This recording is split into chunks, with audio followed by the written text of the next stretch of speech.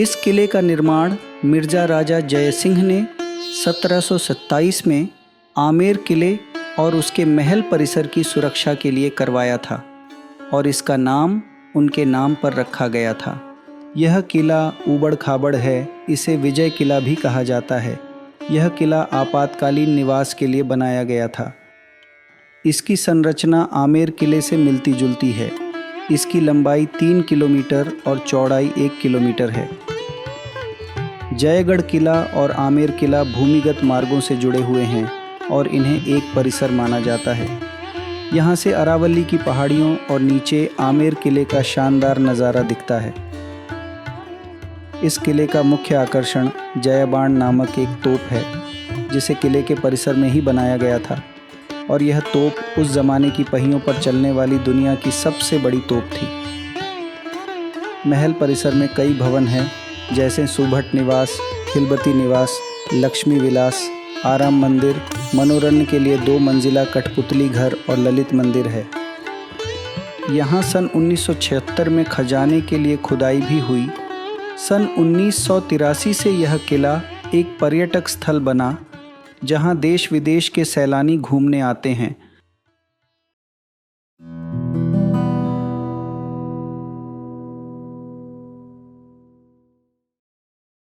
नमस्कार दोस्तों, स्वागत है आप सभी का हमारे YouTube चैनल पर। आज हम आपको ऐसे ही एक ऐतिहासिक किले की वर्चुअल टूर कराएंगे, जो राजस्थान की राजधानी जयपुर में स्थित है। वह किला है जयगढ़ किला। यह विशाल किला जयपुर शहर से 15 किलोमीटर दूर उत्तर दिशा में स्थित है। यह किला अपनी शानदार मजबूती, सुरक्षा और खूबसूरती के लिए प्रसिद्ध है। यह किला जयपुर के मुख्य आकर्षणों जैसे आमेर किले और नाहरगढ़ किले से जुड़ा हुआ है। जयगढ़ किले का निर्माण कछवाहों वंश के राजा मानसिंह प्रथम ने करवाया था। वे अकबर की सेना के प्रधान सेनापति होने के साथ साथ उनके दरबार के 9 रत्नों में से एक थे। उन्होंने कई राज्यों से युद्ध लड़े, जिनसे उन्होंने बहुत सारा खजाना प्राप्त किया। इस एकत्रित खजाने को छुपाने के लिए चिल्ह का टोला नामक पहाड़ी को चुना और किले का निर्माण करवाया। तब इसे चिल्ह का टोला कहा जाता था। सिटी पैलेस में सुरक्षित नक्शे में भी इसे चिल्ह का टोला ही लिखा गया है। उसके बाद सवाई मानसिंह ने यहाँ खजाना छिपाया। यह छिपा खजाना आज भी चर्चा का विषय है। वर्तमान में जो किले का मूल स्वरूप है, जो आप देख रहे हैं, इसका पुनः निर्माण सवाई जयसिंह द्वितीय ने कराया था, जो वर्ष 1726 में बनकर तैयार हुआ था। किले में और नए महल बनवाए, फिर इस किले का पुनः नामकरण किया गया। तब इस किले का नाम महाराजा जयसिंह के नाम पर जयगढ़ रखा गया। यह किला आपातकालीन निवास के लिए बनाया गया था। वैसे तो सवाई जयसिंह का स्थायी निवास आमेर किला था। यहीं पर वे अपने शाही मेहमानों से मिला करते थे। जयगढ़ किले को आमेर किले से ज़्यादा मजबूत और सुरक्षित बनाया था। जब कभी भी युद्ध की स्थिति बनती थी, तब वे अपने परिवार के साथ इस आपातकालीन निवास का उपयोग करते थे। क्योंकि यह किला सुरक्षा की दृष्टि से बहुत मजबूत था, इसकी दीवारें बहुत मजबूत थीं। इसीलिए दुश्मन सेना ने कभी भी इसमें प्रवेश नहीं किया। आज इस वीडियो में हम जयगढ़ किले के इतिहास, वास्तुकला, जीवन शैली और खूबसूरत जगहों के बारे में जानेंगे। तो बने रहिए हमारे साथ। तो चलिए शुरू करते हैं जयगढ़ किले का वर्चुअल टूर। हमने किले में डूंगर गेट से एंट्री ली। यहाँ टिकट प्राइस 150 रुपये पर पर्सन और कार की एंट्री फीस 50 रुपये हैं। डूंगर गेट से किले की ओर जाने वाला रास्ता एक बहुत बड़े चौक में खुलता है। इस चौक को देखकर ही हमें इस किले की विशालता का एहसास हुआ। इस किले की लंबाई 3 किलोमीटर और चौड़ाई 1 किलोमीटर है। दोस्तों, इस किले की विशालता को देखते हुए हमने सबसे पहले जयबाण तोप देखने का निर्णय लिया है। इसलिए हम सबसे पहले जयबाण तोप देखने जाएंगे। जयबाण तोप देखने के बाद हम वापस इसी जगह पर आएंगे और फिर हम यहाँ से आगे बढ़ेंगे। हम आपको यह भी बताते रहेंगे कि इस चौक से जयबाण तोप तक के रास्ते में आपको क्या क्या देखने को मिलेगा। इस विशाल चौक के दाईं ओर एक रास्ता एक बड़े गेट में जाता है। इस गेट से गाड़ियां जयबान तोप तक पार्किंग में जाती है। इस गेट से बाहर आने के बाद एक और गेट है। इस गेट में प्रवेश करने के बाद गाड़ी सामने पार्किंग में खड़ी होती है। पार्किंग के सामने एक बहुत बड़ा खुला टैंक है।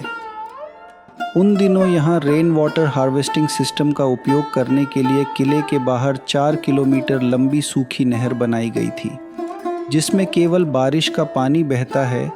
ये पानी इस टैंक में आकर इकट्ठा होता है। इस इकट्ठे पानी की मिट्टी टैंक के नीचे की ओर जम जाती है, जिससे ये पानी आधा फिल्टर हो जाता है। फिर इस साफ पानी को एक मोरी से बाहर बने टैंकों की भेजा जाता है।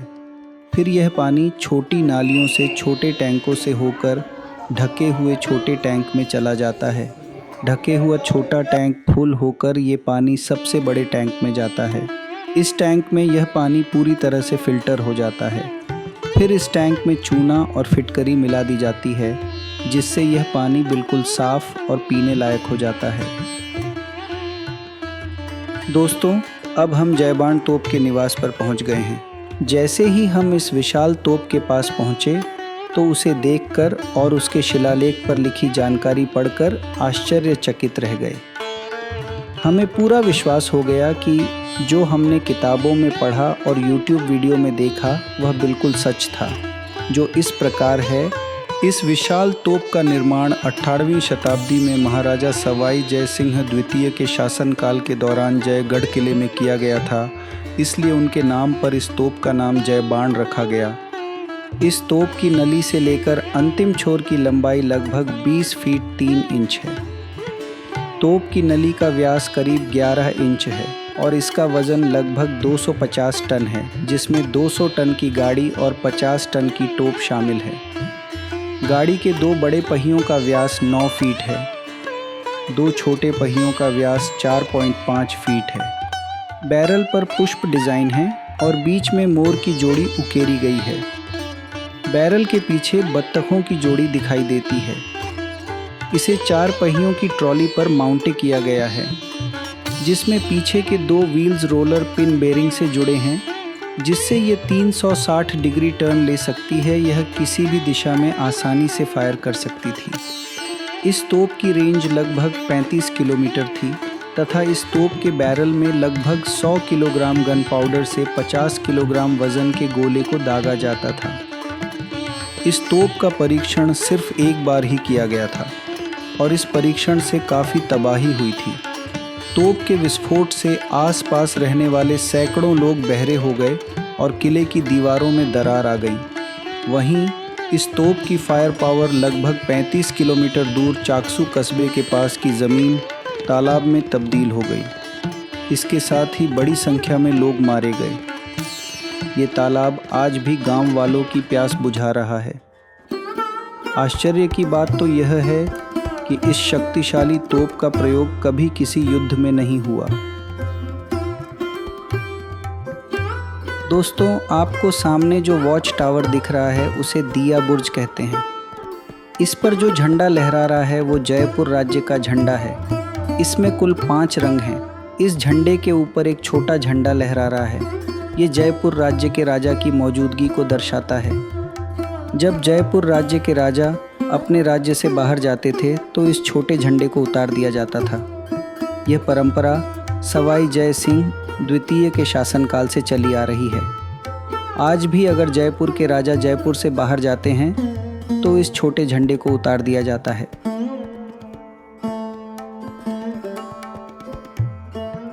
दोस्तों, अब हम उसी बड़े चौक आ गए हैं। यहाँ 3 बड़े पानी के टैंकों में पानी कैसे इकट्ठा होता है इस बारे में हमने आपको पहले बताया था। दोस्तों, उन दिनों पानी के हौज को टांका कहा जाता था। इनमें से 2 टैंक ढके हुए हैं और एक खुला है। रेन वाटर हार्वेस्टिंग सिस्टम वाला पानी इन्हीं ढके हुए टैंकों में स्टोर किया जाता था। इस पानी का इस्तेमाल किले में रहने वाले 10,000 लोगों के पीने के काम आता था। अगर 2 साल तक बारिश न भी हो तो भी लोगों को पीने के पानी की कोई प्रॉब्लम नहीं होती थी। इस पानी को किले में रहने वाले लोग सदियों से पीते आ रहे हैं। इस विशाल ढके हुए बड़े टांके की लंबाई 158 फीट चौड़ाई 138 फीट और गहराई 40 फीट है। इस टैंक में ताज़ा हवा आने के लिए 2 जालीदार दरवाजे और दीवारों में खिड़कियां बनी हैं। इस टैंक में 81 पिलर्स हैं जिन पर यह छत बनी हुई है। इस टांके में पानी भरने की क्षमता 60 लाख गैलन है। बड़े ढके हुए टांके के ठीक पीछे लेफ्ट साइड में ढका हुआ छोटा टांका बना है, जिसकी लंबाई 69 फीट, चौड़ाई 52 फीट और गहराई भी 52 फीट है। इसकी छत में 9 टनल है। प्रत्येक टनल के नीचे एक कमरा है। इन कमरों में सवाई जयसिंह के शासनकाल का शाही खजाना रखा जाता था। इसी टांके के बगल में ही तीसरा खुला टांका है, जिसकी लंबाई 61 फीट, चौड़ाई 52 फीट और गहराई 27 फीट है। इसका पानी लोगों के नहाने धोने के काम आता था। दोस्तों, इन टांकों के पीछे जो कमरे दिखाई दे रहे हैं वे सैनिकों के रहने का ठिकाना हुआ करता था। 1976 में प्रधानमंत्री इंदिरा गांधी के कार्यकाल में घोषित इमरजेंसी के दौरान भारत सरकार द्वारा खजाने की तलाशी का ऑर्डर दिया गया था। इन टांकों से सेना के जवानों द्वारा पानी निकाला गया और दीवारों और फर्श की तलाशी इनकम टैक्स डिपार्टमेंट द्वारा मेटल डिटेक्टरों का उपयोग करके की गई। लेकिन 3 महीने की तलाशी के बाद भी जयगढ़ किले में कोई खजाना नहीं मिला। तब यह अनुमान लगाया गया था कि सवाई जयसिंह ने संभवतः जयपुर शहर के निर्माण में इस खजाने का इस्तेमाल किया होगा। दोस्तों, आप इस चौक पर ऊंट की सवारी का भी आनंद ले सकते हैं। इस जलेबी चौक में शस्त्रागार, एग्जीबिशन, श्री राम हरि भगवान का टेम्पल और काल भैरव जी का टेम्पल है। इस शस्त्रागार में पुरानी कलात्मक तोपें, ढाल, तलवारें, गन्स और 50 किलोग्राम तोप का गोला और प्राचीन हथियार प्रदर्शित हैं। आइए अब हम आपको इन हथियारों का परिचय देते हैं। यहाँ नीचे रखी तोप को तोप बदली कहते हैं, जिसे 17वीं शताब्दी में मिर्जा राजा मान सिंह ने बनवाया था। ऊपर रखे ये इंस्ट्रूमेंट युद्ध के समय में सैनिकों को संकेत देने के काम आते थे और नीचे रखी ये गाड़ी तोप गाड़ी के साथ बारूद और गोले ले जाने के काम आती थी। यहाँ बीच में ढाल रखी गई है। ढाल के दोनों तरफ हाथ पर बांधने के कवच है। ढाल के नीचे कटार है जिसको कमर में छुपा कर रखा जाता था। चेहरे को बचाने के लिए एक लोहे का कवच है और दाएं तरफ लोहे का हेलमेट रखा गया है। यहाँ बीच गेंडे की खाल से बनाई गई ढाल रखी गई है। ढाल के दोनों तरफ में कैमल लेदर का धनुष है, जिसको भिगोकर आमने सामने बांधा जाता था। उसके बाद ये सीधे हो जाते थे। यहाँ पर लोहे से बना राजा का सुरक्षा कवच रखा है, जिसका उपयोग तेज़ धार वाले हथियारों से बचाव के लिए किया जाता था। इस कवच का वज़न कुल मिलाकर 40 से 45 किलो है। नीचे बाईं ओर रणचंडी तोप है, जिसका निर्माण सवाई जय सिंह द्वितीय ने करवाया था। नीचे दाईं ओर शेरजंग तोप है, जिसका निर्माण महाराजा बिशन सिंह ने करवाया था। सेना में आदिवासी सैनिकों के फरसे और कुल्हाड़ियों से युद्ध लड़ा करते थे। यहाँ नीचे भैरवी तोप, जिसका निर्माण जय सिंह ने करवाया था। यहाँ पर उसे जमाने की बड़ी बंदूकें रखी गई हैं। और नीचे में बाई नाहर मुखी तोप, जिसको महाराज राम सिंह जी ने बनवाया था। और दाएं और माधवी तोप, इसको महाराज माधव सिंह जी ने बनवाया था। यहाँ पर अलग अलग तलवारें रखी हैं और बीच में रखी गई है 2 धारी तलवार। यहाँ हथियारों की सफाई और तोपों में बारूद भरने के सारे उपकरण रखे हुए हैं। यहाँ नीचे बीच में जयबाण तोप का गोला और बाकी छोटी तोपों के गोले भी यहाँ पर रखे गए हैं। इस गाड़ी में बैल बांधकर छोटी तोपों को एक जगह से दूसरी जगह ले जाने के लिए किया जाता था। शस्त्रागार से सटा हुआ श्री राम हरि भगवान का टेम्पल है और उसके आगे किले के अधिष्ठाता देवता काल भैरव जी का टेम्पल है। अब हम अवामी गेट के दाईं ओर चलते हैं तो हमें यहाँ 2 गेट दिखाई देंगे, एक बाईं ओर और दूसरा सामने की ओर। बाईं ओर वाले गेट का इस्तेमाल आमेर किले से जयगढ़ किले में आने जाने के लिए होता था। यहाँ से आमेर किला मात्र 1 किलोमीटर दूरी पर है और सामने वाला गेट का रास्ता तोप कारखाने की ओर जाता है। तोप फाउंड्री जयगढ़ किले की स्पेशलिटी रही है। महाराजा मानसिंह प्रथम मुगल सम्राट अकबर के दरबार के 9 रत्नों में से एक थे। अकबर ने महाराजा मान सिंह को वर्ष 1581 में युद्ध लड़ने के लिए काबुल और अफ़गानिस्तान भेजा था। वहाँ उन्होंने कई युद्ध लड़े और उन्होंने जीता भी। इसके साथ ही उन्होंने काबुल से तोप बनाने की कला भी सीखी। इसके बाद उन्होंने उस कला और तकनीक का प्रयोग करते हुए वर्ष 1585 में जयगढ़ किले में तोप बनाने का कारखाना बनवाया। ये फाउंड्री वर्ल्ड की सबसे कुशल तोप फाउंड्री में से एक बन गई।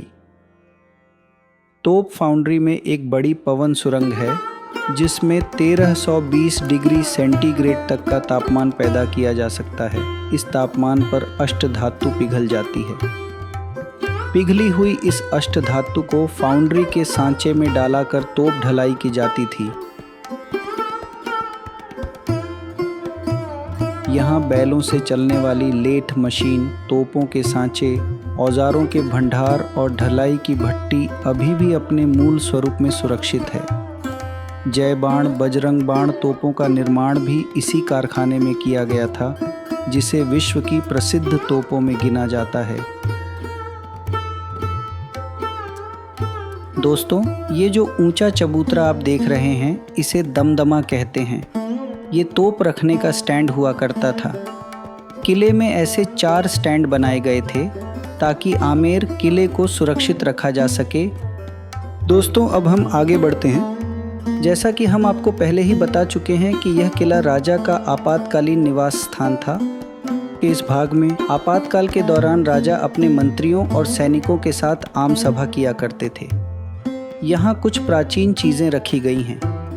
यहाँ आपको 18वीं सदी में लकड़ी से बने 2 बड़े और 2 छोटे कूलर देखने को मिलेंगे। इसमें बने हैंडल को घुमाकर कूलर को चलाया जाता था। इसके बाद आप देखेंगे हौदा, जिसे हाथी की पीठ पर बांधा जाता है। राजा इसी हौदे में बैठकर हाथी की सवारी किया करते थे। इसके बाद आपको 16वीं शताब्दी में बनाए गए तांबे के नगाड़े दिखाई देंगे। मैंने आपको पहले दिया बुर्ज के बारे में बताया था।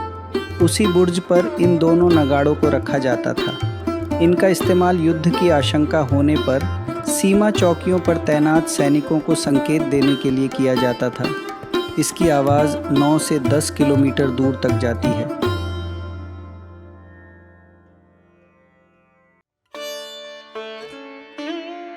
अब चलिए इस महल के दूसरे भाग में चलते हैं। इस भाग को खिलबती निवास कहते हैं। महल के इस भाग का इस्तेमाल सेनापति अपने मंत्रियों के साथ गुप्त बैठकें करने में किया करता था। अब हम इस महल के तीसरे भाग में चलते हैं। इस भाग को लक्ष्मी विलास कहते हैं। लक्ष्मी विलास राजा का निवास स्थान हुआ करता था। यहाँ पर 2 पालकियाँ रखी हुई हैं। राजा सामने बिछे गद्दे पर आराम से बैठा करते और उनके मनोरंजन के लिए विभिन्न कार्यक्रम आयोजित किए जाते थे। इस चौक में नर्तकियां नृत्य किया करती थीं।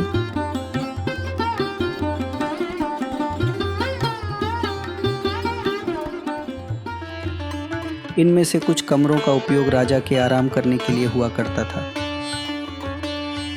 यहाँ से थोड़ा आगे चलें तो महल के इस हिस्से में 3 रास्ते हैं जो भूल भुलैया की तरह बने हैं, जिनमें अंधेरा होने पर मसाले जलाई जाती थी। अब हम जिस जगह पर आ गए हैं, इसे कठपुतली घर कहा जाता है। उस ज़माने में कठपुतली घर ही मनोरंजन का साधन हुआ करता था। राजाओं को जब भी समय मिलता था, वे यहाँ आकर कठपुतलियों का खेल देखा करते थे।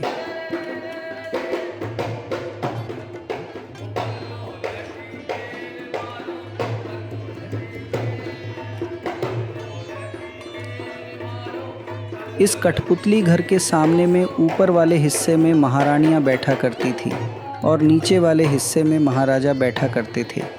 कठपुतली घर से एक रास्ता शाही भोजनशाला की ओर जाता है।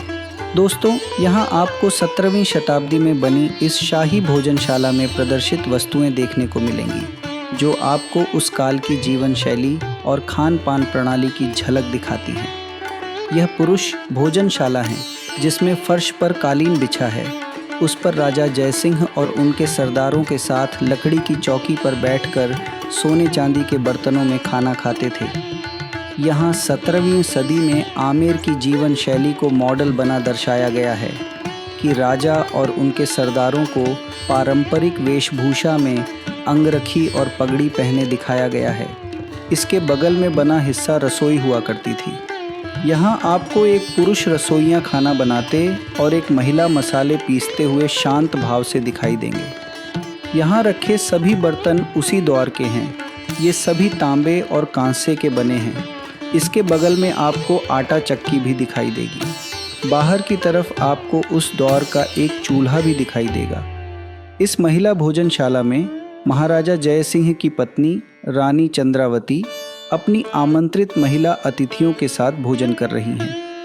यहाँ भी उस युग की जीवन शैली को एक मॉडल के रूप में दर्शाया गया है, जिसमें रानी और आमंत्रित महिला अतिथियों की पारंपरिक वेशभूषा में घाघरा, कांचली और उसके ऊपर एक बहुरंगी ओढ़नी पहने दिखाया गया है। दासियां रानी और अतिथियों को भोजन परोसती दिखाई गई हैं।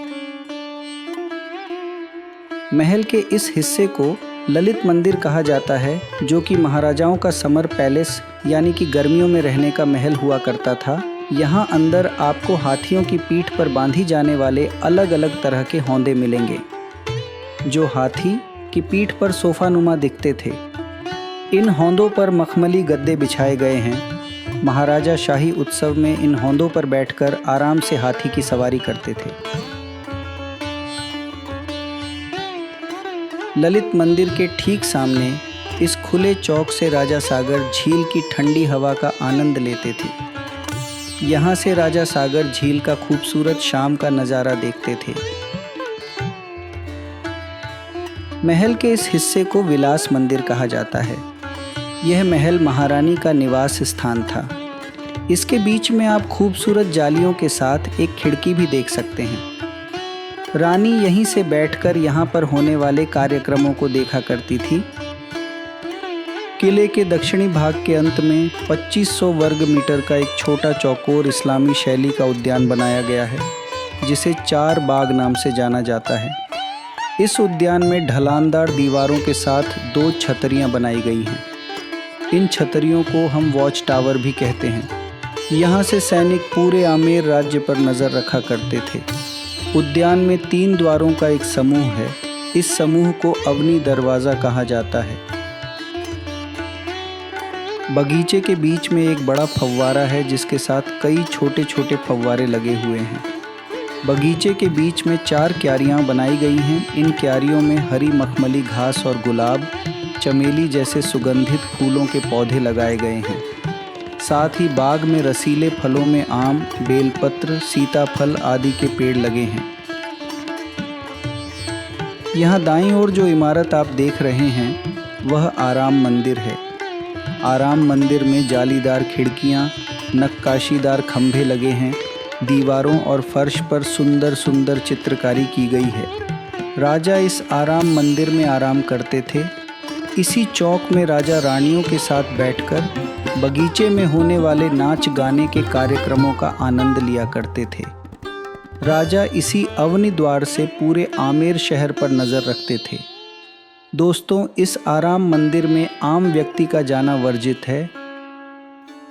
अगर आप इस उद्यान को देखना चाहते हैं तो आपको बगीचे के चारों ओर एक मजबूत चौड़ी दीवार पर एक रास्ता बना हुआ है, जो अवनी द्वार के ऊपर स्थित इन 2 छतरियों को जोड़ता है। आप इन 2 छतरियों से बगीचे और आराम मंदिर के साथ साथ अरावली पहाड़ी, सागर झील, आमेर किला और मावठा झील का सुंदर नज़ारा भी देख सकते हैं।